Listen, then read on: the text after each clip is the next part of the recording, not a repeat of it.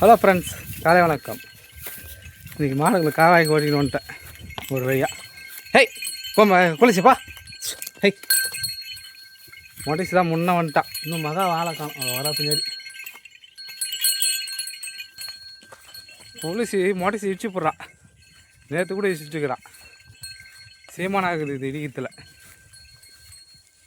போய்ஸு போ போ முன்ன போ மகா வா. அங்கேயே இருக்கிறாவோ ஒரு இருக்கிறா பாருங்க. வா மகா வாட்டை இதுங்களை கட்டிடலாம். அது கட்டி நம்ம நில்லு ஐஸ் வரேன். அப்படி முன்னே ஓட்டேன். ஹெய் போவே போகுது புல் பார்த்தாக்கா. போ